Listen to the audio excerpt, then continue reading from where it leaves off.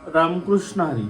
सार्थ श्री ज्ञानेश्वरी अध्याय पहिला, ओवी क्रमांक 70 ते 81. तया गीतार्थाची थोरी स्वये शंभू विवरी, जेथ भवानी प्रश्न करी चमत्कारोनी, तेथ हरू म्हणे नेनिजे, देवी जैसे का स्वरूप तुझे, तैसे हे नित्य नूतन देखिजे गीता तत्व.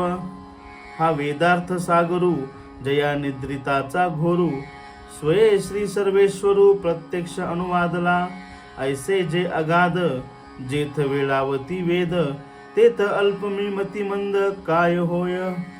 हे अपार कैसेनी कवळावे, महातेज कवने धवळावे, गगन मुठी सुवावे मशके केवी, परी येथ एक आधारू, तेनेची बोले मी सधरू, जे सानुकूळ श्री गुरु ज्ञानदेव म्हणे.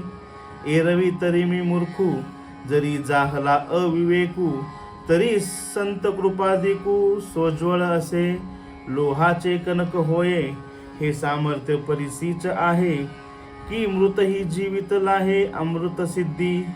जरी प्रगटे सिद्ध सरस्वती, तरी मुकया आथी भारती, येथ वस्तू सामर्थ्य शक्ती नवलकाई.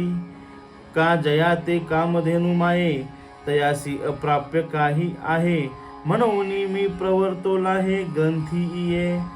तरी न्यूनते पुरते अधिक ते सरते, करुणी घ्यावे हे तुमसे विनवित असे.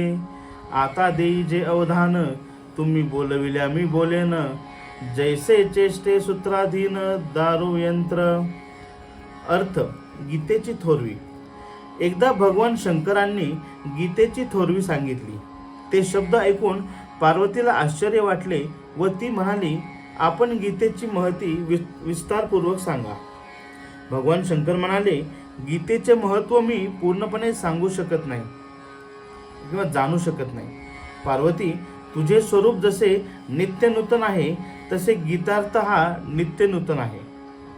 ज्या सर्वेश्वराच्या योग निद्रेतील घोरण्यापासून समुद्राप्रमाणे अगाध वेद निर्माण झाले, त्या जगदीश्वर श्रीकृष्णाने स्वतः जागृतीत गीतेच्या रूपाने वेदार्थाचे सार सांगितले.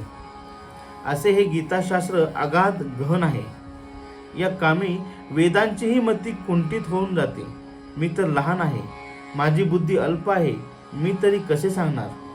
हे अमर्याद असे गीताशास्त्र मला कसे बरे आकलन होणार. महातेजाला कशाने बरे उजळावे. छोट्याशा चिलटाने आकाश आपल्या मुठीत कसे बरे ठेवावे. परंतु मला सद्गुरू निवृत्तीनाथांचा मोठा आधार आहे, ते मला अनुकूल आहेत, म्हणून मी हे धैर्य करत आहे, असे ज्ञानदेव म्हणतात. एरवी तरी मी अज्ञानी आहे, माझ्याकडून भाष्य लिहिताना अविवेक होत आहे, तरी पण संत कृपेचा प्रकाशमान दीप प्रज्वलित आहे. लोखंडाचे सोने करण्याचे सामर्थ्य परिसात आहे, किंवा अमृताची प्राप्ती झाली की मृत सुद्धा जिवंत होतो. सरस्वती देवता प्रसन्न झाली तर मुक्यालाही भावमधुर वाचा फुटते. असा बदल होण्याविषयी वस्तूचे सामर्थ्य किंवा शक्ती कारण आहे. यात आश्चर्य ते काय आहे.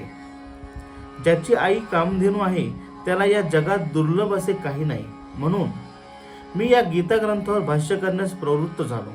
माझ्या या भाष्यामध्ये काही कमतरता असेल तर ती पूर्ण करून घ्या, आणि अधिक असेल तर समजून घ्या, अशी तुम्हाला मी नम्र विनंती करीत आहे. आता आपण माझ्या भाष्याकडे लक्ष द्या. तुम्ही जसे मला बोलवाल त्याप्रमाणे मी बोलेल. सूत्रधार ज्याप्रमाणे दोरी हलवीत असतो, तशी दोरीच्या अधीन असलेली कळसूत्री बाहुली नाचत असते. रामकृष्ण हरी.